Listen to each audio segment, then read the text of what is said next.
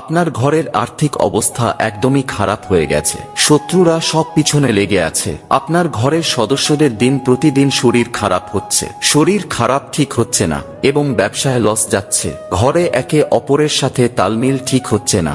এরকমটা যদি আপনার সাথেও ঘটে থাকে তাহলে শনিবার দিন করুন এই প্রতিকার। 2 দিনের মধ্যেই এর ফলাফল আপনি দেখতে পাবেন। পরীক্ষিত ও প্রমাণিত এই প্রতিকারটি জানার আগে প্রভু শ্রীরামের ভক্তরা মন থেকে একটি লাইক করে কমেন্টে জয় শ্রীরাম লিখে দিন। তো চলুন জেনে নেওয়া যাক।